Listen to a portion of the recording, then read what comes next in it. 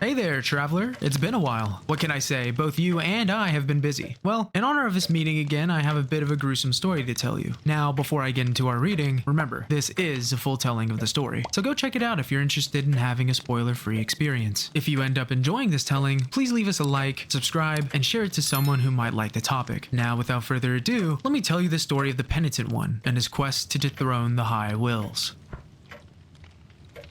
When starting the game, we're shown an absolute banger of a quote before watching a woman repent. Through her guilt, a sword is shaped, ending her in the process. A man then grabs a sword before we're given some exposition describing something called the miracle. It takes the forms of blessings and curses, leaving us to ponder its divine nature. Once exposition is done, we're shown the same man who grabbed the sword from the woman earlier lying on a pile of bodies, each wearing a helmet not unlike his own. It is now that we take control of the man, called the Penitent One, and start our journey. As always in these kind of games, we have a bit of a tutorial going over all the standard stuff like healing, jumping, and sliding/dodging, to name a few. Almost immediately, we can find a pray-do, which is a rest point that can refresh both ourselves and the enemies. Right after our first pray-do, it's time for our very first boss encounter against the Warden of the Silent Sorrow. This boss is kind of like a frog as he just jumps everywhere around the player, smashing shockwaves that hurt like a ton. Also, for some reason, he just hit me with the JoJo pose right here, absolutely styled on me for no reason. I ended up beating this boss only after 2 tries. Not bad, but I don't normally die in tutorial fights. Little did I know this fight would just be a taste of what was to come. After putting the boss down, we're shown the message Requiem Aeternum, which means eternal rest. Right after the message, a cutscene is shown where our character fills his helmet up with tomato juice, and well, I have no idea why he did that, but hey, I'm not one to judge. Once I left the arena, I met a new NPC called Deo Gracias. His penance is essentially being a narrator to everything done by the miracle. He also tells us that our penance is silence. His goal here is telling us what our job is, which includes finding the cradle of affliction. In order to get to it, we have to find the Mother of Mothers churches. Sounds easy, right? Well, you're wrong. In order to even access these areas, we need to open a sacred door. Not even Deo Gracias knows what lies beyond the door and the walls that surround it. He does decide to let us know about the rule, which says that one who carries the 3 humiliations gets to open the secret door. One is in the snowy high mountains, another in an entombed church, with the last being at the end of a trail in the bowels of the bell named Yondo. He also gives us a thorn for our sword handle, which, after going through enough penance, will leave us for either punishment or forgiveness by the miracle. You still keeping up? Good, because it doesn't get any less confusing for a long time. After all that information, let's get to some of the more simple stuff. Next, the game teaches us how to parry. Weird how this is after the first boss, but I guess I'll let it slide. Here I gained some experience with parrying on some wheel enemies before continuing and finding our first prayer. Prayers are essentially special attacks that cost fervor, which is essentially the mana of the game. Only one prayer can be equipped at any time, but the player can swap them out whenever, so this is a pretty nice change of pace from other games where I need to swap my entire kit around. This prayer launches shockwaves to the left and right of me that damage enemies. These shockwaves can also continue onto walls, so this prayer was actually really useful for quite a while. It's also at this point that I need to mention 2 other things. One is that I need to be freeing these babies in cages for some endgame stuff, and 2, I also need to be collecting a whole bunch of bones. Now, each of these bones have some lore attributed to them, which, and as much as I would love this video to be 3 hours long, I'm going to skip over these bones for the sake of time. These can be used for a DLC related thing later, but that's for way further down the line in this video. After exiting the final room of the area, we're shown a new cutscene. We don't know who this man talking is yet, but just know he's a very important character for later. He says that the miracle has forsaken us and that his throne has turned its back on those who await here. Very ominous, but now let's head into the next area, Albero. Before continuing the video, I have just a couple things to get out of the way. Firstly, this video would not have gotten done nearly as quickly without this Steam user. They made a guide that I referenced quite a lot during my first playthrough, and it heavily helped me to finish the game and find all of the highly missable items and quests that otherwise might have taken me multiple playthroughs to finish and find properly. Lastly, if you're enjoying the video so far, please leave a like, comment, and subscribe to support the channel for more high quality uploads. I'd like to do this kind of thing for a living, and only through your support can that dream become possible. With that out of the way, let's get into the rest of this monstrously long video. It was finally at this point that I couldn't handle some of the controller issues I was having anymore. Essentially, for no reason on the PC port, it wouldn't read my controller and left me with PC controls. This was genuinely borderline unplayable. What I ended up doing to fix this was launching Steam in big picture mode instead, which let me play with Xbox controls on a PlayStation controller. While some might complain about not seeing only PlayStation controls, I couldn't care less now that the controller would actually work. I don't know if if this is common or not, but maybe this part of the video can help some poor soul out there. But let's finally get back into the meat and potatoes here. Albero is the hub world of the game where most of the game reconnects via shortcuts. There are a couple of NPCs here that have quests for us, such as Tirso. Tirso needs ingredients to create ointments in order to save as many of the sick and dying as possible. Throughout the world, there are many food items which we can find and bring back here to both finish his quest line and unlock an achievement. If we beat bosses too quickly or forget to bring food to Tirso though, we fail the quest. After talking to him and dropping down into the tower, we can find the first Mea Culpa shrine. A cutscene begins where the people that the shrine is made out of take the penitent one's sword. The sword takes their tears in an act of penitence. A text appears saying the virtue of Mea Culpa hath ascended. Mea Culpa is the penitent one's sword, and by visiting these shrines we can upgrade the damage we deal with each of our strikes. At these shrines, tears of atonement, which are the main currency of the game, can be spent to both upgrade the penitent one's abilities and get new ones. In total, we can get a charged melee attack, a ranged attack, a plunging attack, 3 new combo finishers for our melee combos, and a lunging attack that is fused with our dodge. After upgrading our damage, I decided to walk outside and meet another new NPC, Lidovico?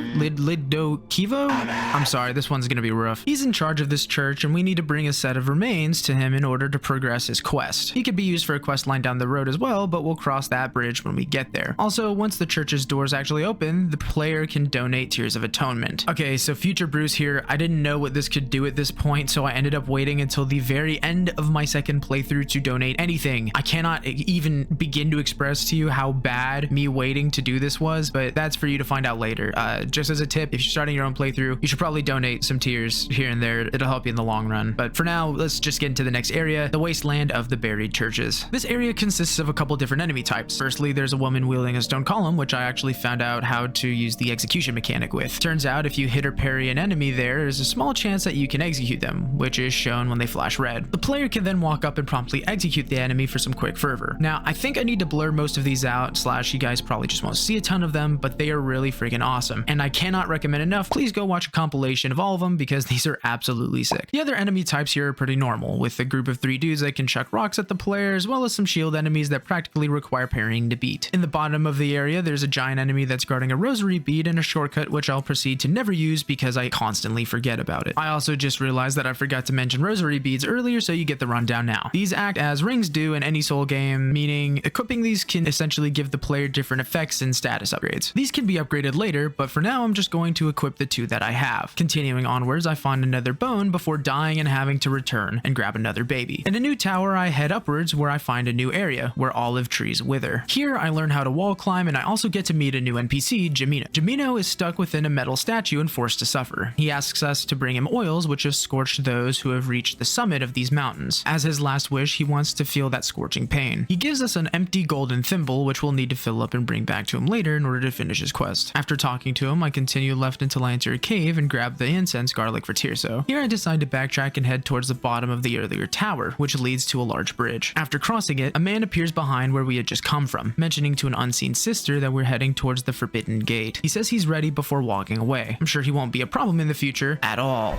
The game then cuts back to us within the next area, Mercy Dreams. So this entire area is beating a room or 2, then unlocking a gate which functions as a shortcut and repeating. I'm not gonna waste too much time describing every single thing that happens in each room, but just know I died a couple times due to the new enemies and traps. Here is also a good time to mention that when you die, you leave a guilt fragment behind. These reduce your max fervor capacity until 1, you go grab the fragment, or 2, you pay a confessor statue to be rid of your guilt. Back to the traps though, they're the classic spike traps that come from any wall. While these don't insta-kill you, they're still super annoying. The even more annoying traps were the magic traps though. If these hit the player while they're on a ladder, the player ragdolls and can't do anything until they hit the floor. On top of the annoying traps, there are multiple enemies which crush my soul as well. The worst in my opinion are these staff dudes, which can ragdoll the player as well as fling themselves across the map towards you, which gave me my fair share of getting pissed off throughout the entirety of my playthrough. The other new enemy type here were these flying mage guys, but honestly, they didn't make me too mad. Of note in this section though is me heading towards the right and finding a new prayer within a chest before getting jumped by the Shadow Wizard Money Gang. I tried to use this prayer for a while, but honestly, I didn't like many prayers outside of the few I used for the majority of my playthroughs. I'll describe those when I find them as they're genuinely game-changing in my opinion. For now though, I continued unlocking more shortcuts before reaching the bottom of the area and heading left, which netted me a merchant. There are a couple of merchant locations in the game, all of which sport new items. While most items sold by merchants are useless, some are actually really nice to get, such as bile vessels, which give me new flasks to heal with. Here, the item we care most about is the key to the Chamber of the Eldest Brother, which unlocks a door at the beginning of the game. For now, I continued further into the area, finding finding 2 new enemy types. These were the least problematic in the area, with a flying old person that tries to shove a spear where the sun don't shine, and some dudes with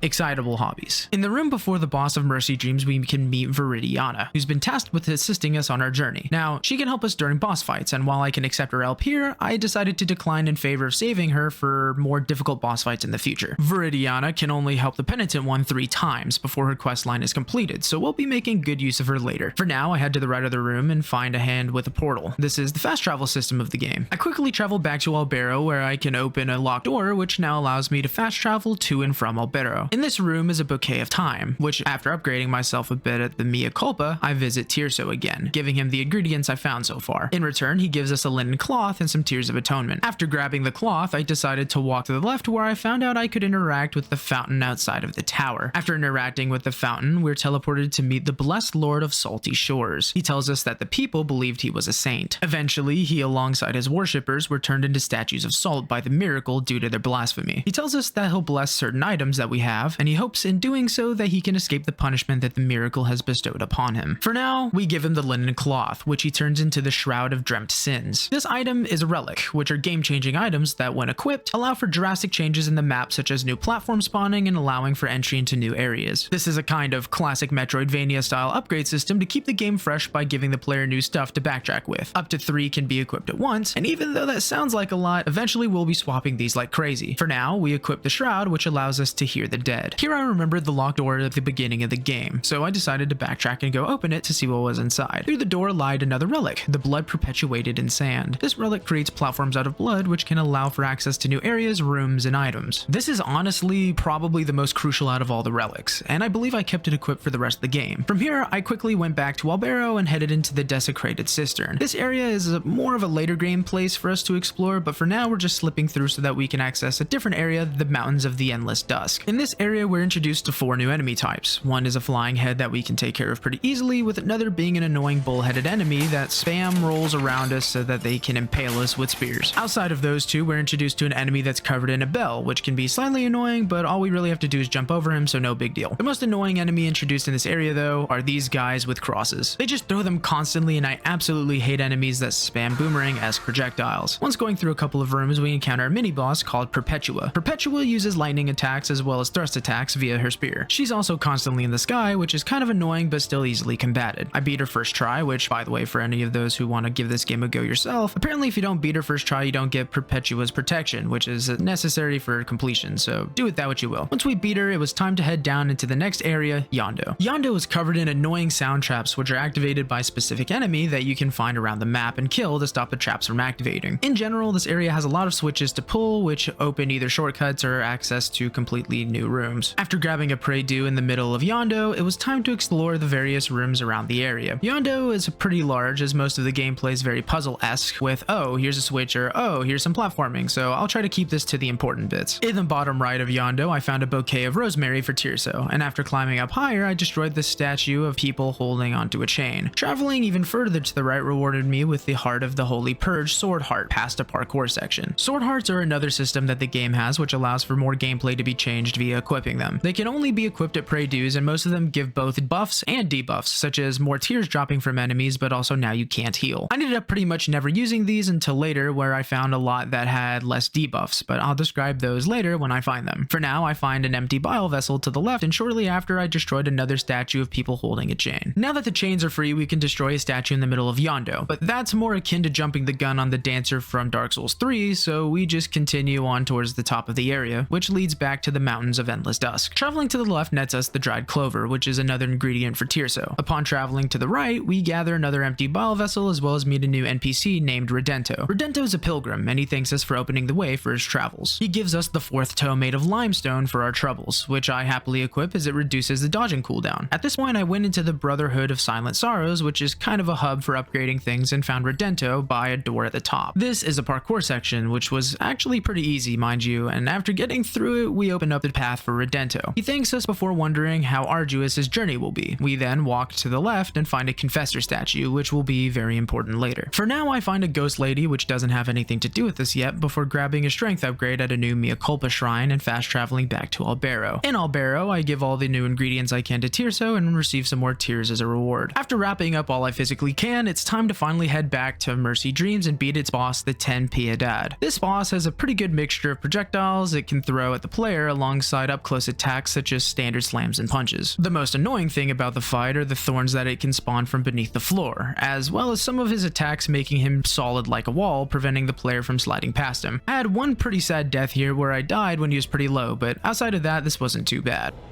That's so annoying though, like... Oh my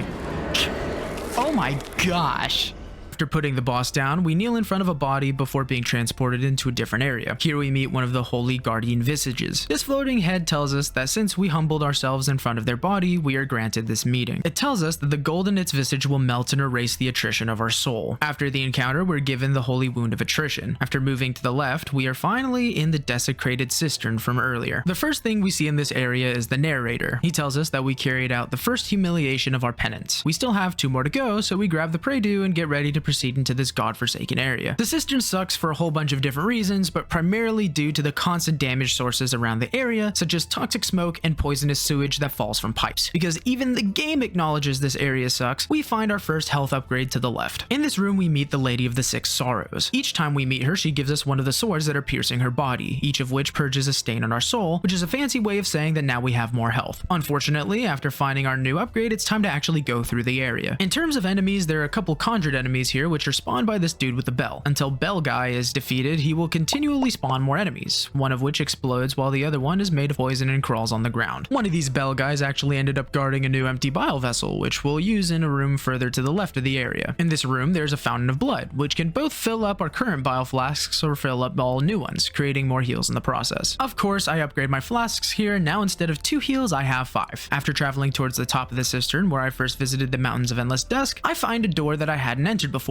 In here, we meet Nascimento. He explains that he's gotten continuously younger while the face on his chest has gotten extremely old. While he doesn't necessarily understand why, he thinks that aiding us on our journey might help relieve his curse a bit. This is how we actually end up upgrading the amount of health we can heal per flask. In exchange for quicksilver, some tears, and an entire flask, the efficiency of every flask will be upgraded, healing more per use. So now, after finally getting 5 flasks, I actually end up losing 1 and go down to 4. But hey, it's still better than the 2. Well, now it's time to grab the final item in the cistern for now, which was inside of a poison cloud filled room. Here we find the Black Grieving Veil. This will be useful later, so for now just remember we grabbed this. So you might be asking, where now? Well, my friend, the answer is to go back to where the olive trees wither in the north, but not before upgrading myself for a usable ranged attack first. Upon entering the area again, we can see that Jamino has essentially become one with the tree, as the bark has completely engulfed him. But now that we're actually going further into the area, I could describe some of the enemy types here a little more. Here there are these weird flying bell guys that can rush the player from any direction as they can fly through walls. There are also these underground worm things that jump the player from below. In a room full of these, I ended up finding Tentutia's hair, which is an item we need for Ludovico's quest. The last new enemy that we can find here are these pot ladies. They can jump really anywhere on the map, and they throw explosive jars towards the player. Since this is our second time here, this is actually more of a walkthrough zone as I quickly enter the next area to the north, the Graveyard of the Peaks. Here we instantly find another merchant shop. This time I buy the torn bridal ribbon, which will be used for a quest later. Walking to the left leads to a rosary knot as well as another confessor statue that we'll need later. In the room though, there's an immaculate bead. Now this is a very important item, as it turns into the weight of true guilt after dying with it 3 times. Once it has become the weight of true guilt, we can destroy each of the confessor statues to begin a combat section comprised of waves of enemies within a small arena. All of this must be done to get both the good and true ending, but I'll mention these in the order of when I did them. For now, I equipped the immaculate bead and decided to progress upwards further into the area. The first thing I want to say for the Graveyard of the Peaks is that its mechanic drove me crazy. Every couple of seconds there's a shift in the direction that the wind blows, which can either impede the penitent one's speed or greatly accelerate it. There are a ton of jumps here that can't be made if you're jumping without the wind's assistance, and there are even more that can't be made when jumping against it. And the very worst part about the whole area is that if you fall down into pretty much any pit, you instantly die regardless of if it leads into another area below you. And also, before I forget to mention it, there are a ton of platforms that crumble after jumping on them, which adds even more chaos to an already already annoying platform section. Now, there is a relic that we can get in the future to combat falling into the abyss, but for now, we just have to suffer. As for enemies, we have a couple of new ones that show up here, such as these annoying wall statues that lash at us after we get close enough. There are also these marble statue enemies that are completely immune to damage from behind. They aren't too bad though, as all I need to do is parry, slice, and repeat. As for the things of note in this area, I got another new bile vessel for a total of 5, and that's pretty much it. After reaching the end of the area and entering a building, we get another cutscene of the man we saw on the bridge. He proclaims that our encounter is approaching, that he doesn't need his sister's protection. After he decides to slap the floor twice, the game cuts back to us within the convent of Our Lady of the Charred Visage. I know, a mouthful, right? This area has a couple of annoying enemy types as well as another annoying mechanic, though not near as bad as the Peaks mechanic. Here there are enemies that pull chains which activate lava traps from the ceiling. In order to stop the constant lava, we have to go put these weirdos into the ground. As for other enemies, we have these nuns with like a big brass mace thing. Now I specifically hated these nuns because after they hit the ground, regardless of parrying, their weapon still has a hitbox, meaning if the penitent one tries to slide past, we just end up taking damage instead. Otherwise, these nuns aren't too bad and are actually pretty easy to deal with. There are also these weird little freaks of nature that love to lunge towards us, as well as these fire-breathing pagoda ladies. The worst part of all this, in my opinion, are these ghost ladies which fucking shoot laser beams at me like I wasn't just trying to mind my own business. Of note in this area, after I grabbed a Pray Do, I unlocked another shortcut back to Albero, which connected to an elevator near a Confessor statue. To the right of the Confessor statue room is another health upgrade as well, which we'll be happy we found shortly. Because this area is really linear, I won't waste much time here. Just know there are a couple of extra shortcuts I hid and I died a couple times here or there. One other thing of note was me finding the small bead of blue wax, which now allows me to blow out blue candles I find. This can be used for a puzzle room later, so every once in a while I'll mention blue candles when I grab their wax. It was also here that I got the Inquisition achievement, which meant I executed 5 separate enemy types. While I wish I could show every execution, this video would be sent to the depths of YouTube hell for obvious reasons, so just go watch a video on each one if you're interested, as each are pretty cool and feel especially nice on the more annoying enemy types. At the end of the area, I declined Viridiana's assistance again and decide to fight the next boss, Our Lady of the Charred Visage, by myself. As for this boss, I have a couple of things to say here. One, despite the area's name literally referencing to how she would look, I was completely unprepared for how messed up this boss ended up actually looking. The general idea of the fight is to dodge both her lasers and projectiles that her hand can shoot while hitting the open section of her head. For the laser attack, she swaps it up pretty commonly, with some just being a simple blast and others rotating in circles. For the other miscellaneous projectiles, most can't be touched and need to be dodged, but some can be hit towards new directions and can be redirected to do damage to the boss. When she ends up taking enough damage, she'll move places around the map, and when she reaches around half health to a quarter left, she brings a second hand up. This both mixes up all of her existing attacks and adds a new layer, as now we have to dodge 2 sets of attacks at once. Luckily, I beat her first try, and I was able to go grab our second holy wound, the Holy Wound of Compunction. By the way, here I decided to look up what the heck compunction is, and it turns out that compunction is a feeling of guilt or anxiety about something you did or might do. There's your fun fact for the day. After exiting the vision world, we can fill up our empty golden thimble with all that burning oil that Gemino requested earlier. Of course, Deo Gracias is waiting in the next room over, and he congratulates us on carrying out the second humiliation of penance. He also tells us too bad there's a third visage we need to find, so go get to it. To the right is a new Mea Culpa shrine, which is a greatly appreciated reward for the boss fight. Now to go find the last visage, we need to travel back to Yondo. Remember the statue in the middle of the area that we didn't touch? Well, now it's time to break it and fall down into the next area, Grievance Ascends. Here I immediately unlock a new fast travel spot before finding the first arena room of the area. Every once in a while, bridges like these will be in a room, and every time they are, we're required to defeat waves of enemies before continuing. This first one is actually really easy, so for now I continue on. In this area, there are poison clouds that can fly by and damage us if we aren't careful, so that adds a very annoying twist to the gameplay here that I won't miss once we move on. Also, crumbling platforms plus poison makes me into a very sad man. After a quick walk of shame back to where I left my guilt fragment, it's time to meet a new enemy, Fencing Flying Lady. She isn't hard or anything, she just kinda sucks. We really only get one hit on her every time she flies by, and we parry her, so this is just a rinse and repeat kind of thing. Continuing forwards again, at the bottom of a room, I found some platforms I could jump across, which end up leading to the first oil of the pilgrims that I found. These are special little fountain pot things because they increase our max fervor. Now that we can do exactly one more of my equipped prayer, it's time to begin our first arena wave section by destroying a confessor statue higher up in the area. After pummeling the statue, a portal opens up which allows us to start getting jumped by various groups and varieties of enemies. This arena is pretty easy as there are mostly early game enemies that we can do way more damage to due to our increases in strength that we found in the various Mea Culpa shrines. The only annoying wave was when the game spawned a couple of fencing ladies and bell ghosts at the same time, but even that was pretty simple to deal with. After surviving the arena, the game shows us the message Detestatio Sacrorum. The Oxford Dictionary defines this as the renunciation of family rights. This, from what I can tell in the context of the game, essentially references the penitent one's abandonment of the miracle or sacred duties in favor of something new. Once back in the confessor room, we're given the budding sprout item. This item will continue to evolve with each confessor's dungeon completed and will help us unlock the good and true endings of the game. Back to further exploring the area, I actually ended up finding a new Pray-Do, which is before the boss fight of the area. As I hadn't explored everything yet, I figured I should go back and find everything I could for the time being. Of note, I found some melted gold coins before finding a secret room with this weird stained glass rose. This will unfortunately be the only DLC content that I do in my first run, but that's not until far later. Just remember that this exists for later down the line. Other things of note though included a knot of rosary rope and the silvered lung of Dolphus. What does the lung do, you might ask? Nothing much. It just saves me from all the damn poison. No more poison gas damage ever again, thank God. Now it was time to finally grab Viridiana's help, and oh yeah, I forgot to mention one more thing. In a room, there's an egg of hair. In front of it, we can place the melted gold coins, the torn bridal ribbon, and the black grieving veil. The egg talks to us, referencing a variety of cryptic sentences, referencing a betrothed before opening and revealing to us Alcha Gracias. Alcha Gracias is a fusion of three separate sisters which refuse to be married to their respective partners, hence the three offerings that reference them being rid of their betrothed. They give us the egg of deformity before telling us to take its purity away from them. This item can be used further on, and I know I've said this a lot, but remember this for later. Now it's actually finally time to go fight the boss of Grievance Ascends, Tres Angustias. This fight is comprised of three women floating around, with two of them having spears and the other having a double-sided club. The two sisters with spears will throw them, and the one with the club will throw it around the map in hopes of hitting us. Once the player's gotten them low enough, they'll fuse together to create one large enemy that will spawn laser beams from the ground up. It's also worth mentioning that the map here is constantly moving upwards, and if we fall into the fire at the bottom, we instantly get game ended and have to restart. This boss, my first time through, was really easy and I beat the sisters first try. On my second playthrough, it was a completely different story, but that's for later. As for Viridiana, she didn't end up helping me at all here, but I'll mention what she does when she,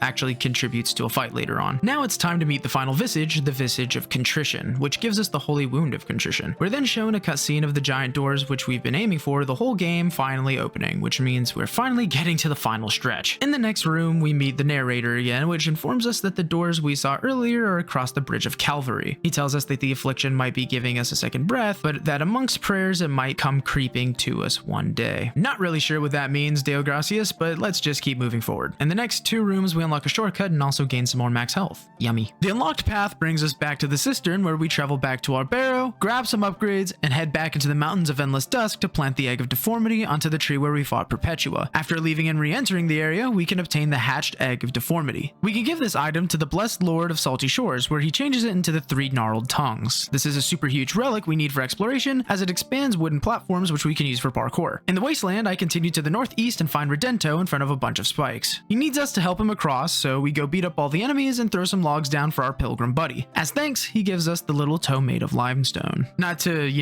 judge or anything, but I can't help but feel that Redento might have a thing for feet with all the limestone toes he's been giving people. Since we know that he's all good though, it's time to cross the bridge of the three Calvaries. When crossing, we finally meet the man who's been following us the whole game. He tells his invisible sister that he won't fail Chrysanta before claiming that the greatest of pains may devour him if he lets us through these doors. Well, that can only mean one thing. It's time to fight Esdras of the Anointed Legion. Esdras will rain down lightning while spinning in circles with his mace to damage us. This is so fucking annoying as he just spams spinning from the right side of the map to the left constantly. He'll also just take a swing every once in a while to mix it up, but genuinely, most of this fight is the same until he gets about halfway down. After he's around half health, he'll start shooting lightning projectiles to the left and right from the middle of the arena, and he can also just summon lightning over a pretty good distance after he swings. Once he gets even lower, about a quarter left to be exact, he summons his sister Perpetua. She functions pretty much the same exact way as when she was a standalone mini-boss, except now that we have to deal with both of them at the same time. During this fight, I genuinely thought I was going to die because I'd wasted my last heal when I was nearly full health, leaving me to do over a third of this fight with no healing. Despite that though, I actually clutched up first try. After Esdras is defeated, he tells his sister that he can finally cross over to her side of the dream to be with her. I wonder what would happen if we didn't have to fight him. Anyways, as for our reward, we're given the prayer Taranto to my sister, which we use for pretty much the rest of the playthrough. Now what this prayer does is essentially just rain down down lightning, which is helpful for a couple of things in the future. When traveling through the doors, we're given a cutscene where a man says that his blood is turning into black sap and his skin into red bark. No need to worry about that for now though, as it's time to enter the Ferris tree. We grab a fast travel point before continuing to the patio of the Silent Steps. The narrator tells us that Perpetua and Esdras were a part of His Holiness's Holy Guard. Apparently, Perpetua could speak to her brother even in death. Before continuing, I head back into the tree and explore the top, where I find some quicksilver. Back to the patio, I find a new enemy which leaves behind brambles of thorns and runs away from me. The reason why they run though is to lure the player into pitfall traps. Very uncool. Here we can find Redento again, and all we need to do to help him this time is clear out this annoying fireball enemy, which will unfortunately plague a lot of the areas in the rest of my playthrough. As a reward for once again opening the path, Redento drives in the fact that he has a poorly hidden foot fetish and decides to give us a big toe made of limestone. With that gift stowed away, it's time to head into the knot of the 3 words. So here's where we get a nice little lore dump on where the very first miracle took place. Once upon a time, a young man asked the High Will for pain and punishment. Upon praying, the miracle turned the young man into a warped tree. As the bark covered him, he felt nothing but joy and whispered 3 words before he could no longer open his mouth. My great guilt. Condolences, I suppose, but anyways, as for us, it's time to move on. You see these? Yeah, these little moving lamp looking things. Well, I'll tell you what, these might be my most hated mechanic in the entire game. All they stand for is pain and being annoying due to constantly knocking me back. If the miracle manifested for me, it damn near might manifest as one of these things just around my living room or something, just so I'm mildly inconvenienced. Literally all these things do is make it to where I can't climb the walls, and I'm sick of them. But now that I'm done ranting, this area is personally one of the more annoying ones for me, if you couldn't tell, just due to these little lamps and the slightly more annoying enemies in the area. Most are just repeated, but there is a new assassin type enemy that dashes and swings towards the player. One thing of note though is finding Redento praying to a statue of the first pilgrim. Here, what I need to do is equip every single limestone toe that he's given us, but funny thing, I don't know if you've been paying attention, but I still haven't increased my accessory slots. So now, due to my own fumble that I have nobody else to blame for but me, I had to backtrack and go find this ghost lady so that I could finally use the rosary knots I've collected up until this point to upgrade my accessory slots. It took this long, but hey, better late than never, right? Once I had equipped all the limestone toes, the statue moved, and inside of a cave, I got the much needed nail uprooted from dirt, which allows me to not be hindered by water or mud anymore. Once I exited the cave, Redento was gone with a little bit of dialogue, so I ended up going back into the cave just to find that my boy had been knocked. This is so sad. But wait, it's okay, because Rosary Knot. I feel like Redento's ghost haunted me after this though, because in a parkour section right after, I got absolutely spiked into the abyss by this bell.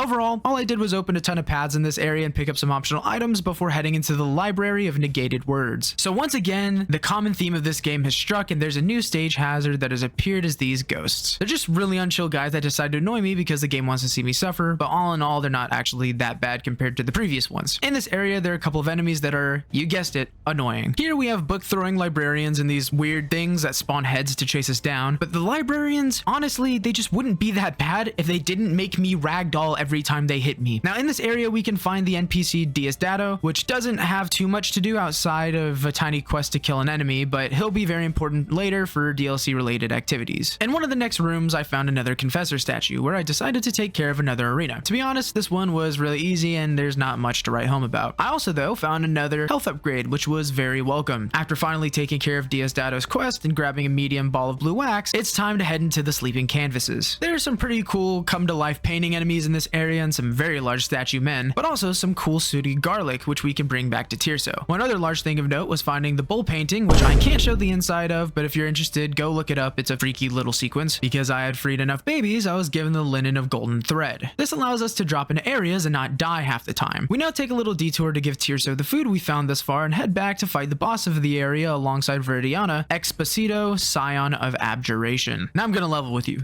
This is a freaky as hell boss. We have to fight against a giant baby and this umbilical cord looking man-faced worm. This fight is mostly avoiding touching the worm, but it does shoot acid and fireballs sometimes. It also has a scorpion tail that it attacks with every once in a while. Overall, the strategy really amounts to don't get touched and avoid projectiles, and this fight is a free win. The only more annoying part is Expacito only takes damage from the face and one patch on the back, but overall this is pretty easy and only took me one try. In one of the next rooms, we are rewarded with the embossed mask of Crescente, which we need for some main stuff in a bit. We also get a new little cutscene with the funny man again. We also stop at a mea culpa shrine for a minute just to upgrade, but unfortunately it's time to head back to Mother of Mothers. Alright, now I gotta level with y'all again. Every time I decide to record a new video about a game, I always tell myself, okay, I've learned from past mistakes, nothing will go wrong this time. Well, something went wrong. I lost a huge recording of the end of Mother of Mothers and Viridiana's questline, so instead of seeing my first playthrough, you get to see my second playthrough's footage of the boss of Mother of Mothers, Milquades, the exhumed Archbishop. I really like this fight, and it's definitely one of my favorites. As for mechanics, this is all about beating the hands that hold the Archbishop's corpse up so that he'll be dropped. Once dropped though, we can jump him and the process repeats. This fight really consists of dodging light attacks and hands that try to grip us. Every once in a while, he'll also just whack me with his staff mace thing though. I'm like 80% sure that this only took me one try on my first playthrough, but all I can 100% confirm is it only took me one try on my second, so that'll have to do. Now you guys have to admit, this boss fight is just metal and so cool, especially with all the themes of, you know, the Archbishop's corpse just being held up by the people who worshipped him, and oh my gosh, I could gush about it, it's just so cool. But after that boss fight, we're awarded the deformed mask of Orestes, which we'll need very soon, and also, wow, another cutscene. As for Viridiana's questline, she dies and gives us a prayer. Thanks, Books. Anyways, back to the first playthrough with the Arc Cathedral rooftops. So there are a couple of new enemies once again, with the first being this flying birdcage enemy that just stabs and slices at us every once in a while, alongside these flying heads that shoot balls of energy at us. Once we move a couple of rooms to the right, we can find this triple-faced statue, which we need to put all of the masks we found until this point onto to reach higher floors. On each of these floors, there's a mini-boss encounter with some enemies attached as well to the right. These mini-boss rooms have this knight guy, which is similar to Esdras. He has some attacks where he can't be hit, and his moveset is essentially spin in circles or slap at us. After beating all of the mini-boss rooms, we're awarded with the marks of the first, second, and third refuge. These are used to progress two new NPCs called Cleophas and Sakuro's quests in Mother of Mothers. Sakuro is essentially permanently suffering in torment due to wishing for the miracle to have mercy on men set for death. Cleophas essentially just watches over her. By giving Sakuro the 3 marks of refuge, she's saved and escapes her torment. By heading back to Albero and talking to Ludovico, he'll give us the cord of the true burying to show Cleophas. When I come back though, Cleophas was standing near a ledge in an attempt to unalive himself on the rooftops. Luckily, we're able to change his mind and continue on our journey. By exploring a bit, I found another mea culpa shrine which increased our DPS before finding the Wall of Holy Prohibitions. This is essentially a double mini-boss encounter area. When these guys dropped down on top of me, I was worried, but honestly, they're super easy and they were down with only a combo or two. They quite literally only jumped at me. Now the next area here is interesting because it introduces specific keys for certain doors, alongside prisoner enemies that just scream and run at you. Pretty quickly, I get the key of the secular due to falling into a trap, and quickly after that, I found the key of the scribe due to the area being surprisingly linear until you have all the keys. I also forgot to mention this before, but there's a variant of the previously fought giant enemies here that wear lion heads. In general, this area is mostly opening up shortcuts, so I'll skip to the best part. I entered this room without a care in the world when suddenly, boom, the floor gets blown apart. Here, we encounter the next boss, Kirse, returned by the flames. I think anyone who's played this game before can attest, this boss is one of the hardest. He throws his sword at you, spawns pillars of fire tornadoes in a million different ways, rushes at you alongside fire tornadoes. This guy has a million tricks. The easiest of his attacks is where you can punish him the most in my opinion, and it's when he sits in a corner and flings his sword around the arena. This is essentially the only time in my experience that I could reliably damage him for a reasonable amount of time. Once he gets low enough, he starts to add new moves into his arsenal where he jumps around and spawns waves of fire tornadoes around him. Also, each of his moves improve in range as the fight continues. As much as this boss is hard, he's actually really fun, and I barely clutched to win on my third try with no heals left. In the next room, Deo Gracias is waiting to give us exposition on who Kirse was. Essentially, he was unjustly condemned to the stake for heresy and burnt to death. After the flames died, they once again rose due to the miracle alongside Kirse. Well, now that he has more permanently been put down, we grab the key of the high peaks to continue our journey, but not before destroying another confessor statue and fighting through its arena. Now, I'd like to say that this one was hard, but honestly, it was a breeze. The only harder part about it was when I had to fight the knight mini-boss from the cathedral rooftops, but even then, it was simple because I fought so many up until this point. Once we use the key to the high peaks, we ride an elevator to the convent of Our Lady of the Charred Visage. Here I lower a ladder and grab the much needed final health upgrade. A couple of rooms apart, I find the mirrored mask of Dolphus, which is the last that we need to get to the top of the cathedral rooftops. We once again are treated to a cutscene where the man declares that he's awake and that the miracle has called him. Here I decide to backtrack a bit and head to Albero to finish off Tirso's quest. We've officially saved as many people as possible, and Tirso thanks us with the rosary knot. When I'm in the area, I enter the church to find Cleophas hanging around. He thanks us by giving us a prayer, which I don't swap to because I love raining lightning. Remember this prayer though, because it'll be used soon for the DLC, and shortly after as my main prayer. It essentially makes the user they're immortal for just a bit. At this point, I also decide to finish a couple of Confessor statues, which were super easy because they were filled with early game enemies. I backtracked literally everywhere I could because this is apparently how I like to have fun. I mostly found unimportant items that I previously missed, such as bones or irrelevant prayers. I also returned to Nacimiento to increase my healing efficiency, and when I exit the room in return, his chest is giving birth to the old man that he's been growing there.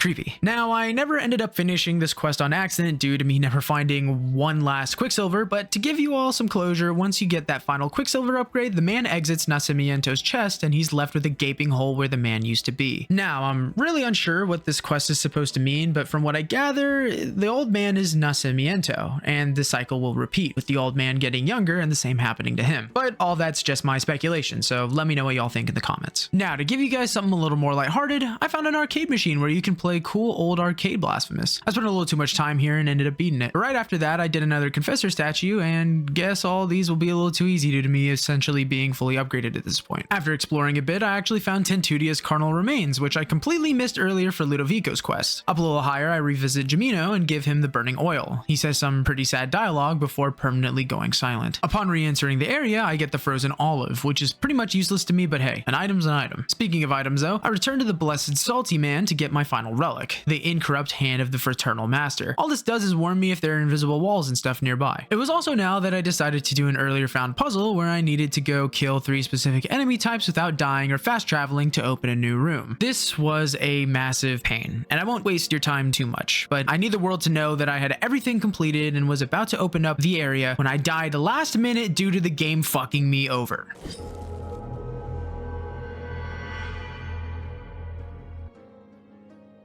So now I had to go back and do everything over again. At the least, I found some cool fervor water again, and I also found the small bead of red wax here, which took me forever. After finally getting to the puzzle room, I opened it to get my well-deserved reward, the final Mea Culpa shrine. After that, though, I realized I needed to go gather all the red wax balls, so I started that grind instead. I found the medium one pretty quick in the charred visage area. I shortly after found the big red bead in the library of negated words. Also, I grabbed the final merchant item because I'm baller. Now, when exploring, I accidentally wandered into all the tears of the sea. Here I met Miriam, and Zooey Mama, they threw in this cutscene because they knew their target demographic. She's a DLC character and a part of the only DLC I'll be doing in my first playthrough. Miriam is from the land far, far away, and she needs to get back. But in order to do this, she needs us to go through a whole bunch of parkour challenges to put this mirror back together across the entire game. These portals of the blue rose are what we need to find in order to do parkour challenges. This first one is actually really easy, and I finished it first try. Don't mind the 6 seconds left at the top of my screen. I was being careful. Around here, I also decided to find all the flying babies, which was a huge pain, but here's the footage of the final one. I go talk to the baby in the bull again, where he gives us a new prayer that we won't use. When I'm in the area, I finally decide to do the blue and red wax puzzle. Future Bruce here. I have no idea where footage of me grabbing the big blue wax bead went, but I clearly have it, so y'all are just gonna have to give me a pass here. But anyways, through the freshly opened doors, a sword heart that I once again shall not be using. So now it was time to get all the parkour challenges done, with the first one I found being in the library. These are not based off locations, but are actually based on how many you've done, meaning it doesn't matter where you start them, they'll always be more difficult as you continue. Since this was my second one, it wouldn't be too terribly hard, but in order to have these go a little easier, I actually changed my prayer and accessories out. My accessories were a piece of tombstone, little fourth and big toe of limestone, ember of the holy cremation, pelican effigy, and the young mason's wheel. All of these essentially boost my defense or movement in one way or another. My prayer that I used was Tiento to your thorn hairs, given by Cleophas, which makes me untouchable for just a bit. Now I could finally start these parkour sections, and this second one was super easy with a breezy first time clear. In between parkour sections, I equipped the Heart of Saltpeter Blood sword core that I found in the Charred Lady area, which boosts attack when I'm about to die. The third parkour area that I found was in the cathedral rooftops, and this is where the difficulty started to get a little higher. The reason though wasn't because this one was necessarily crazy hard, but because I had no idea I could essentially double jump by holding a back trigger when slicing a lantern in midair. So for quite a while, I just jumped and failed to make this jump. I actually ended up stuck on this one for about 20 minutes, which isn't horrible, but damn, these jumps really got me bad for a while. For the fourth parkour area, it was once again time to hit the charred visage area. Now this one had me a little more mad here and there because it took me about 20 minutes again due to me never learning from my past mistakes. Luckily, it was time for the final challenge in Grievous Ascents. I knew I could beat this easy, so I confidently started my first run.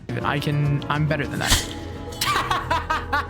Okay, the first run might have had an early end, but surely the rest couldn't be that bad, and it actually wasn't. I finished this one in less than 10 minutes. Now with the stained glass put back together, it was time to talk to Miriam. She thanks us by giving us the cantina of the Blue Rose prayer, and finishes our conversation by jumping into the glass to go home. Now I never ended up using this prayer, but it was a pretty nice trophy to keep. Now that my parkour woes were finally gone, it was time to use the Mask of Dolphus to head into my final couple of encounters. Once at the top of the elevator, we meet Chrysanta, who is also in penance. Where we have lost her voice, she's lost her sight. But don't get it twisted. Her lack of vision doesn't make her any weaker than any of the previous encounters. Actually, I would argue she becomes one of the hardest, but that's for later. Chrysanta uses a sword similarly to us, and can also parry our attacks as well. Not that I can't counter her counter. I would say her most annoying move to deal with is a slam attack that shoots shockwaves around, but even then that attack kept hitting me due to my own mistakes I refused to fix. As you'd expect, once her health gets low enough, it's time for a second phase. Now she mixes moves that are really similar to Tizona from Grievous Ascends. She's 100 times more acrobatic and teleports often during this phase. When she does strike you, you have a little time to punish, but with some patience, this fight isn't too bad. I will say though that I only beat her on my second try, and even then she had plot armor. Once she's defeated, she tells us to purge her soul, and well, even though I try, she still gets away. Now that nothing's in our way, we head into our final encounter to meet His Holiness Escobar. This is the man who we've seen in cutscenes after grabbing every mask. He's known of our progress, and now it's time for our play to reach its final stage. Escobar has very low health as he's a glorified magic spammer. He uses various magic attacks such as fire and purple energy spam from either side of the arena. Once he's done, you get a window to attack before he teleports and you have to evade again. I absolutely destroyed him with little to no effort. I assume most players did, but upon defeating him, he mentions how we have shattered the mirror in which we saw him sleeping, and now it's time to start the actual final boss fight against the last son of the miracle. This fight is honestly one of the most fun in the game for me. There's a lot going on, but it never gets overwhelming. First, the player has to attack this floating sword's eye in order to actually deal real damage to the final son. That's easier said than done though, as the final son during every stage of the fight will be trying his damnedest to stop us by shooting giant laser beams from the ground up, firing tracking magic orbs, summoning lightning, and teleporting platforms away constantly to make it more difficult to actually harm him once the sword has been decommissioned. Also, the sword comes back after a little bit, which shuts the last son's mask, forcing us to take the sword out again before being able to hurt the boss. The first time I actually got completely destroyed, but after that I had an I understand it now moment and blitzed through him my second go. Upon defeating him though, he leaves his armor and disappears, so have we really even won? Once he's gone, we see the message Summa Blasphemia, which essentially translates to highest blasphemy. We then meet Deo Gracias, who tells us that we freed His Holiness, and now he is on the other side of the dream. The final relic is at the top of the mountain of ash before us, and next to the very throne where His Holiness was, and I quote, kissed by our miraculous pain. Now we're tested to see if we had the miracle seep into our guilty heart. As we climb, we're swallowed by ash. We've been at the mercy of the miracle, and now we always will be. Well, that was ending B, the official bad ending of the game. And as a reward, we get this cool new skin for our penitent one. But Bruce, I hear you say, what about the good ending? Well, don't you worry your little big ass forehead, because now it's time to finish our first playthrough. See, I purposefully didn't do a confessor statue arena, which would have evolved my thorn to its final form. So now is when I finally decided to go clear the last arena out. This one was in Mother of Mothers, and honestly it was definitely the hardest, but once again, as I've been fully upgraded, this arena stood absolutely no chance. The biggest annoyance was once again these godforsaken lamp things and this annoying fireball vomiting enemy that I hate. Once the arena is done, we finally obtain the Custodia of Sin, which unlocks the good ending. So once again, I go and beat the final son of the miracle, and to be perfectly honest, this time he took me 4 separate tries before I could beat him. I have no idea why this fight was harder 20 minutes later, but I digress. Once again, we meet Deo Gracias, and this time we scale the Ash Mountain without failing our judgment. Once at the top, we poke ourselves and wood begins to take over our bodies, similarly to the Twisted One. There we sit in His Holiness's chair, where people will pray to us, as we've become the final son of the miracle.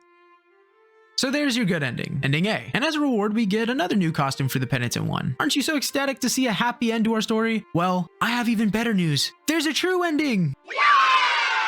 In order to do this ending though, we have to start a second playthrough, so now it's time to hit the rewind button and do everything over again, but with a couple of twists and turns here and there. So to set some rules for this next playthrough, I'll only be talking about the new stuff that applies for the ending or DLC that we haven't done yet. Also, while many things are carried over into NG+, many aren't as well, leaving us with any abilities we found alongside accessories, but without the accessory slots. Enemies will also be doing more damage and will be taking less from us, so this will be a very fun experience. The first new thing we find is upon starting NG+, we now get the Petrified Bell, which opens a DLC. When trying to leave the first area, a gate shuts in front of us, forcing to pick a penitence. Here, each of these three drastically affect the gameplay in mostly negative ways. The penitence of the Bleeding Heart turns your health into a Hollow Knight health system, meaning that I have drastically less health before I'm dead, with bile flasks only healing a single health point. The only positive is once you heal, your new life orbs may start filling up over time, meaning one heal can theoretically bring you back to full health. Still though, taking damage stops this process, so most of the time you're only healing 1 to 2 life orbs a flask. The biggest downside is that all enemies fully respawn once you leave and re-enter a room. This penitence is rough, but nowhere near as bad as the other two. The penitence of True Guilt maximizes your guilt after every single death and leaves tears of atonement at your guilt fragments alongside preventing healing from bile flasks, as they'll only restore fervor now. The penitence of Unwavering Faith halves sword damage from the player, but in return fervor regenerates. Unfortunately though, fervor is also lost whenever the penitent one's damaged. To me, the most obvious pick was the penitence of the Bleeding Heart, so that's what I went with. Very early, I find a new area called Petrus where I have to give my Petrified Bell to open a sealed door. Inside, we meet a new NPC called Gibrael. He's been kept here since ancient times by the Miracle, as he's the messenger of the Saita. The Saita is in reference to a song, and when it plays, the Miracle unearths the hidden, the forgotten, and the forbidden. He tells us that the Amanecidas await us, and leaves us to go where the Miracle may resonate. Essentially, he'll show up in any locations where these flowers can be found, where he'll play the Saita and unearth one of the Amanecidas, which are new boss fights. In a new area, the Echoes of Salt, we can find him waiting for us. He uses his instrument to raise up a crystal tomb in the Mountains of Endless Dusk. Before we can go to the tomb though, we find the resting place of the sister after beating Perpetua. Here we can converse with Perpetua, where she tells us that our faith has given us the chance to meet again. Our meeting is one that not even the Miracle's aware of. And she tells us that we have a different fate now, and that we should meet Esdras to give him a sign of her blessing. Once he has it, she'll tell him to assist us. With this new goal in mind, it's time to both continue through the game and to find the other hidden tombs. In the Convent of the Charred Lady area, we can find Gibrael once again, where he raises a new tomb. It was now that I decided to finally give the first tomb a visit, where I fought the first of the Amanecidas, the Amanecida of the Golden Blades. Each and every one of the Amanecida have crystal shields that you have to destroy before dealing any actual damage to them. After the shield's been destroyed, they'll randomly attempt to repair it. It's during these small intervals that you have a chance to deal some heavy damage and also interrupt their shield forming process, saving you some heartache. Each Amanecida also has their own niche that they play into, with this one being golden weaponry. There are a couple of basic attacks, such as a slam that spawns a wave across the entire arena that we have to avoid, another slam variation in the middle of the arena, slicing towards the player, and sending 2 weapons out that spin as a hazard for us to avoid. After around 2 sections of health have been taken, this Amanecida starts to summon fire tornadoes for the rest of the fight. Each couple of health sections, new fire tornadoes are added to each side of the arena permanently, both hiding the boss's moves from the player's sight alongside limiting where we can move. New moves are also added, such as a swing that summons a fire slice forward and a throw similar to Kirsay that runs along the arena. The difficulty of this fight is not only because of all the moves in the boss's arsenal, but also because of how long the fight is. In G+, and we don't have any way to increase our damage from Mea Culpa shrines anymore, we deal so little damage that this becomes a fight of perfection where little slip-ups can massively put us at a disadvantage. The worst part for me was definitely the fire tornadoes. It might seem like they wouldn't be too much of an issue, but I died once or twice due to me getting stuck inside of them and not being able to get out. Overall, this fight was definitely one of the best, and it took me over 20 minutes to finally finish it. Once the Amanecida is beaten, we're awarded the Versus Spun from Gold. Each of the Amanecidas drop these, and they're essentially just lore items. From here, I progressed and started doing some Confessor statues here and there when I came across the Tres Angustias again. Now, last time I did this super easy, but this time it took me forever. This fight was so much harder due to having less health than last time, and it genuinely took me around 15 tries to do this. But now that we're past that low light, it's time to meet Esdras at the Bridge of the Three Cavalries. This time, since we have our little keepsake from Perpetua, the cutscene before the fight changes, with Esdras falling to his knees. He tells us to meet him at the chapel where we started our journey. Once at the chapel, we bear witness to where our sword was born of guilt in the beginning cutscene. Esdras gives us a key grown from twisted wood, where he explains he's been guarding it for a long time. He tells us that the key opens a door that the Keeper of Keys in the Library of Negated Words guards. This area beyond the door is a place where even holiness was condemned to eternal reclusion. Well, at least we know where to go. But before heading straight down there, it's time to fight the second entombed boss, the Amanecida of the Bejeweled Arrow. This fight, as you could guess, is very projectile based, with the boss primarily using a bow. There are quite a few attacks here similarly to the first Amanecida. For the most part, projectiles are shot towards one side of the arena in various ways, with the player having to climb the walls in order to avoid damage. There are a couple of exceptions, such as an attack that rains arrows and an attack that shoots lightning and shockwaves across the arena. During my first encounter, I was unprepared and thought I was going to lose the entire time. But by the last quarterish area of health, I had played the fight for so long that I refused to die simply out of spite. I had 1 hit of health left, 0 heals, and a dream, but god damn it, I clutched the fuck up. On the cathedral rooftops, I ran across Gibrael, where he once again rose another tomb, but not before telling us that the time of opening the mirror sarcophagus gets closer every time I beat an Amanecida. He then tells us a lore dump on who the Amanecida were. Essentially, they guarded the Twisted One when he was being paraded around. As a reminder, the Twisted One was the guy who prayed for the first miracle. After talking to him, I immediately head down to fight the third entombed boss, the Amanecida of the Chiseled Steel. This Amanecida uses wind or maybe poison attacks. She sends out wind projectiles and explodes around herself, a poison cloud thing every once in a while. She also teleports around the Penitent One and rushes us, meaning it's either parry or die. She also just swings at you sometimes, which is surprisingly effective. Once she gets low enough, she also starts to fling herself across the arena and shoots wind projectiles out at the same time. For this one, I was doing well until she got her shield back up, so I literally quit out and restarted the fight. I then proceeded to lose 4 more times before winning, but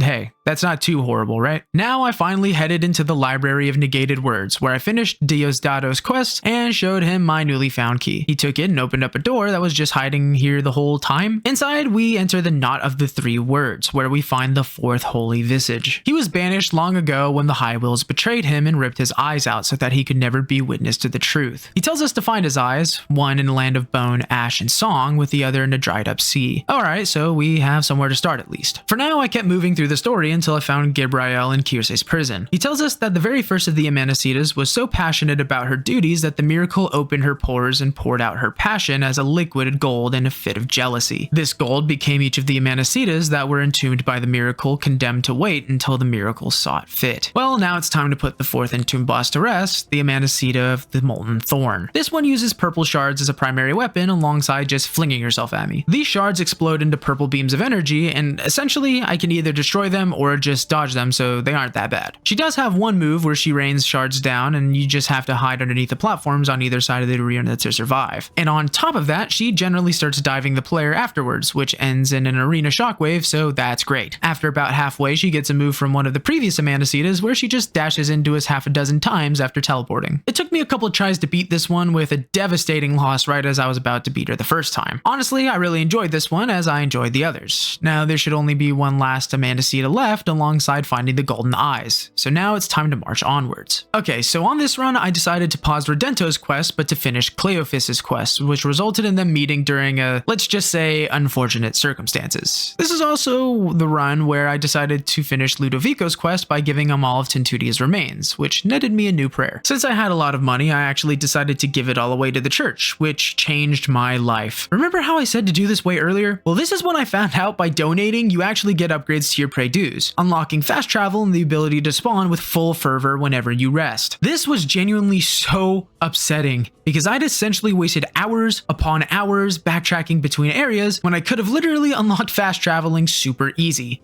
Well, late was unfortunately better than never, and this heavily helped to speed up the rest of my gameplay. Underneath Albero, there was a new NPC called the Collector, which asks us to give him all the bones we find on our journey. In order to progress the DLC, I didn't actually need all of them, but I did need quite a few. Luckily, I'd been grabbing them the whole playthrough, and after giving the Collector some new samples for his collection, a door opened to the lady who has always sung songs to the bones. Inside, we meet Isidora, voice of the dead. This fight is 100% one of the most difficult in the game, and I would argue at least top 4 in terms of sheer difficulty. Not only does she swing at you and swing across the entire map multiple times in a row, but she also uses fire to her advantage, spawning multiple fire projectiles to either block your movement or to track you down. On top of all of that, she also has a move where she spawns fire tornadoes with small gaps across the entire arena, meaning one mess up and things are looking really bad. Once she does this once, she also gains the ability to start throwing fire into her slices, which can spawn fire tornadoes across around a sixth of the arena in the area she swung at. And if this wasn't bad enough, when she gets around half health, she lights a fire in the middle of the arena's background, which continually spawns tracking fire projectiles until the fight's over, further complicating an already difficult fight. This was yet another time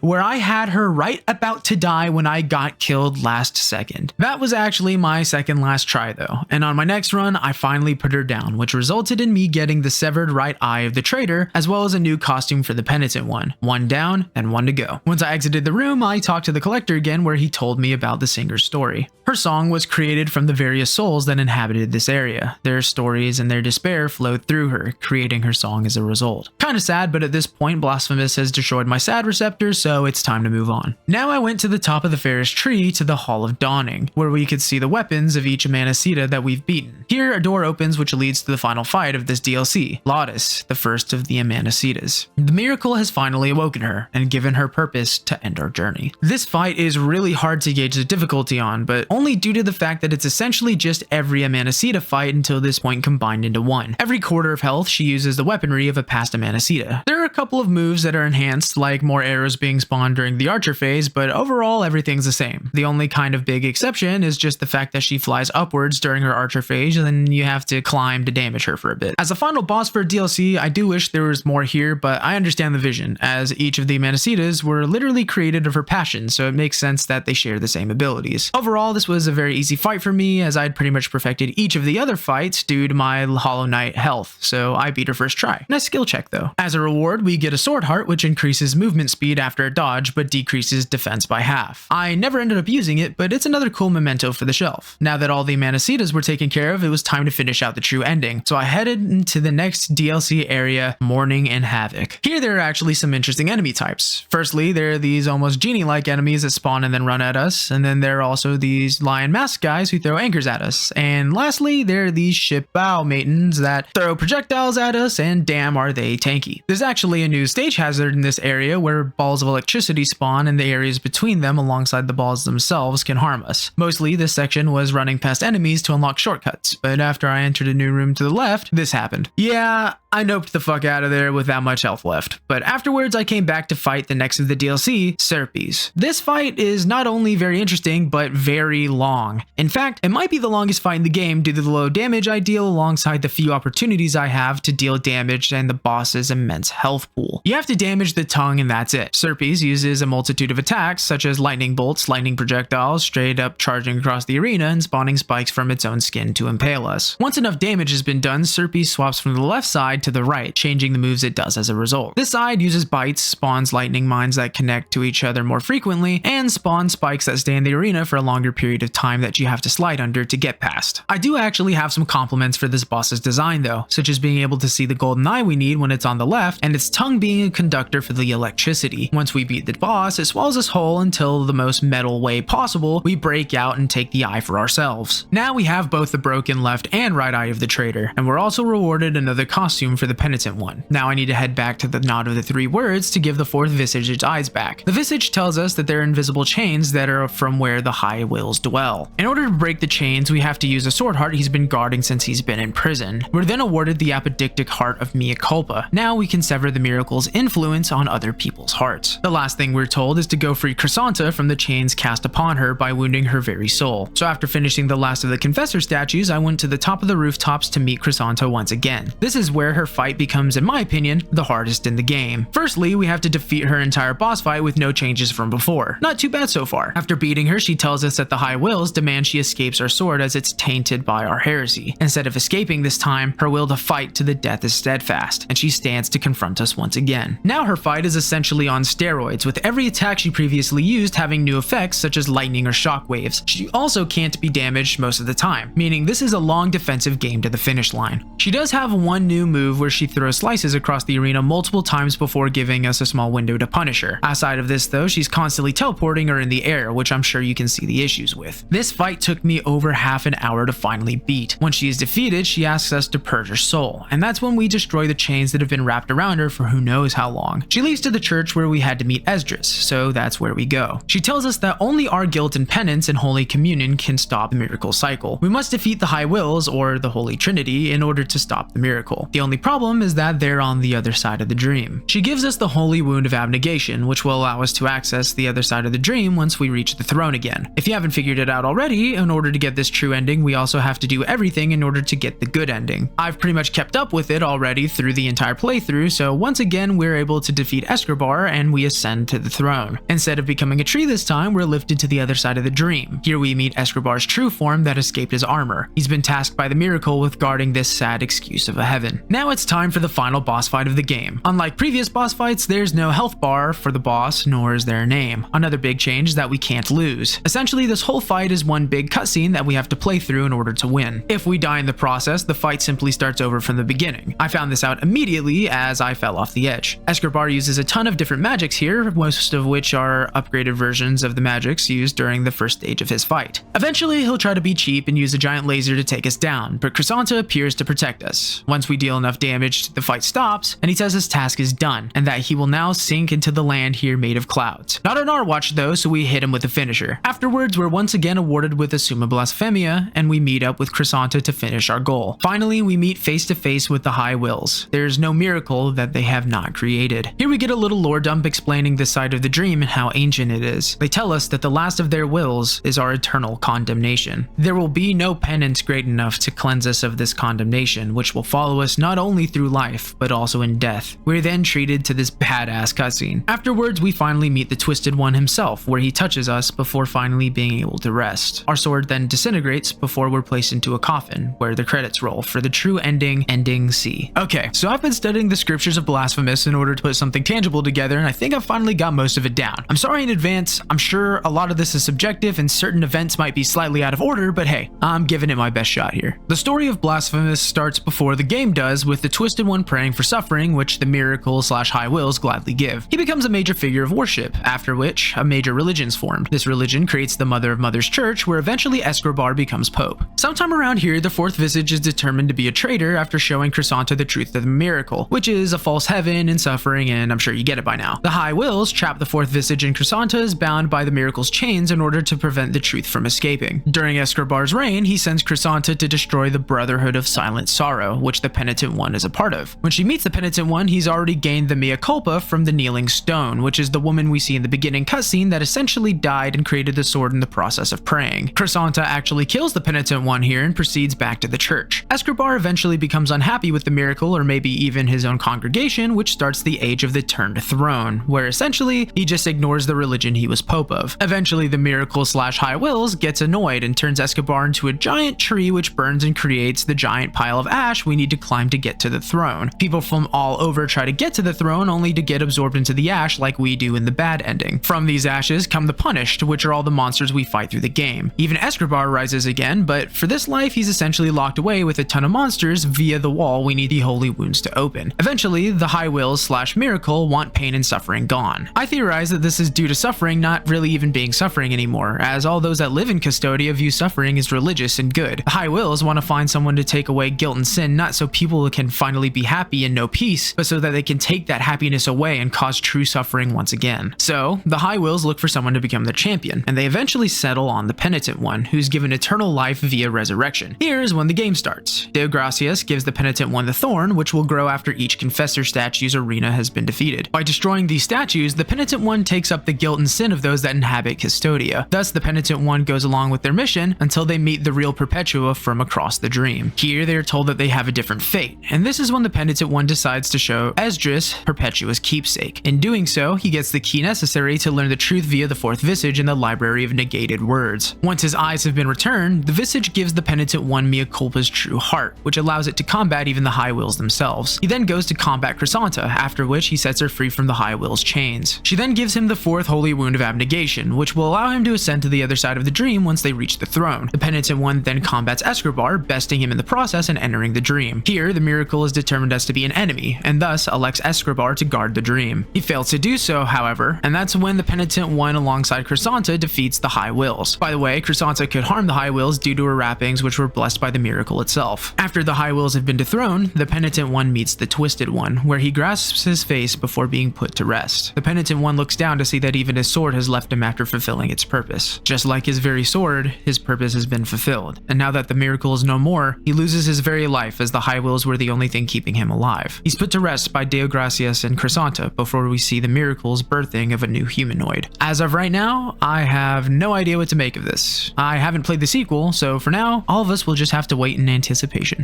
Okay, So I've been studying the scriptures of Blasphemous in order to put something tangible together, and I think I've finally got most of it down. I'm sorry in advance, I'm sure a lot of this is subjective and certain events might be slightly out of order, but hey, I'm giving it my best shot here. The story of Blasphemous starts before the game does, with the Twisted One praying for suffering, which the miracle/high wills gladly give. He becomes a major figure of worship, after which a major religion's formed. This religion creates the Mother of Mothers Church, where eventually Escobar becomes Pope. Sometime around here, the fourth visage is determined to be a traitor after showing Chrysanta the truth of the miracle, which is a false heaven and suffering, and I'm sure you get it by now. The High Wills trap the fourth visage, and Chrysanta is bound by the miracle's chains in order to prevent the truth from escaping. During Escobar's reign, he sends Chrysanta to destroy the Brotherhood of Silent Sorrow, which the Penitent One is a part of. When she meets the Penitent One, he's already gained the mea culpa from the Kneeling Stone, which is the woman we see in the beginning cutscene that essentially died and created the sword in the process of praying. Chrysanta actually kills the Penitent One here and proceeds back to the church. Escobar eventually becomes unhappy with the miracle, or maybe even his own congregation, which starts the Age of the Turned Throne, where essentially he just ignores the religion he was Pope of. Eventually the miracle/high wills gets annoyed and turns Escobar into a giant tree, which burns and creates the giant pile of ash we need to climb to get to the throne. People from all over try to get to the throne only to get absorbed into the ash like we do in the bad ending. From these ashes come the Punished, which are all the monsters we fight through the game. Even Escobar rises again, but for this life he's essentially locked away with a ton of monsters via the wall we need the holy wounds to open. Eventually the High Wills/miracle want pain and suffering gone. I theorize that this is due to suffering not really even being suffering anymore, as all those that live in Custodia view suffering as religious and good. The High Wills want to find someone to take away guilt and sin, not so people can finally be happy and know peace, but so that they can take that happiness away and cause true suffering once again. So the High Wills look for someone to become their champion, and they eventually settle on the Penitent One, who's given eternal life via resurrection. Here is when the game starts. De Gracias gives the Penitent One the Thorn, which will grow after each Confessor statue's arena has been defeated. By destroying these statues, the Penitent One takes up the guilt and sin of those that inhabit Custodia. Thus, the Penitent One goes along with their mission until they meet the real Perpetua from across the dream. Here, they are told that they have a different fate, and this is when the Penitent One decides to show Esdras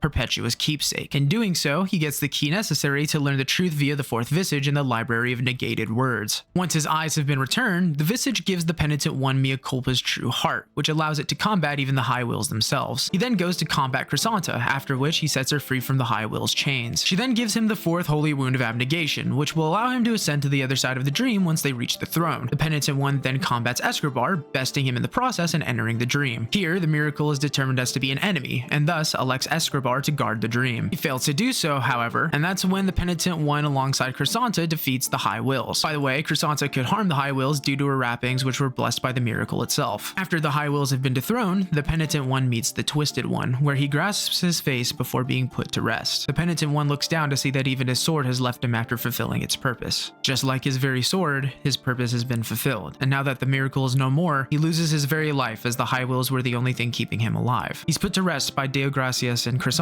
before we see the miracle's birthing of a new humanoid. As of right now, I have no idea what to make of this. I haven't played the sequel, so for now, all of us will just have to wait in anticipation. Alright, so now that it's time for the review, I'm actually going to start with the cons this time just because there's so few of them.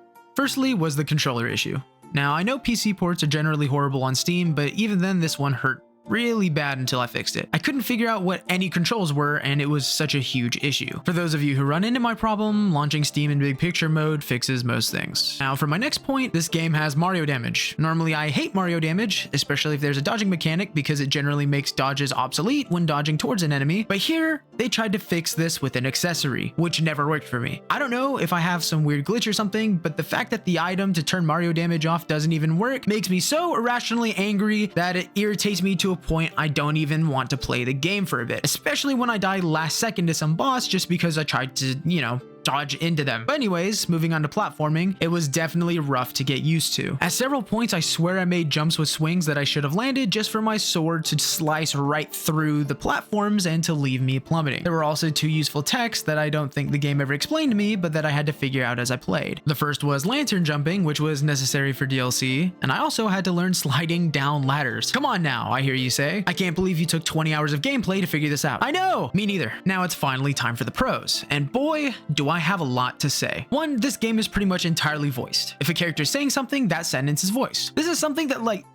it isn't necessary. I mean, hell, most of the time games might voice a line or two and call it quits, especially in this retro-esque style of game, but that's normally all you get. The voice lines just make me so happy, and all the voice actors and actresses actually did a really good job too. As for the story, it's fantastic. I mean, it's really hard to understand just from the game unless you're reading every single item description, but even then, I feel like I was able to piece quite a lot of my lore section from the gameplay and research done into the little comic that they made. My biggest pro for this game though was the addition of insane free DLC. Every DLC in this game, which is 3 by the way, were free updates, including the true ending. EA would have a goddamn heart attack just from hearing that. Thank you those at Game Kitchen for making not only a passion-filled, thrilling, dark, and gothic story, but also making fantastic free DLCs to go with it. Speaking of the dark nature of the game, I absolutely loved the setting. Making a Christian theology-inspired game with monstrosities gnarled by the miracle was a fantastic idea, and I absolutely loved not only the setting, but the enemy designs. But anyways, enough of me jabbering. Overall, I give Blasphemous a 9. The combat was always fun with how much customization there was available, the game was beautiful to look at, and its world was thrilling to explore and learn about. There's some small room for improvement, but overall, the game was near perfect from start to finish, and I can't wait to see what its sequel has in store.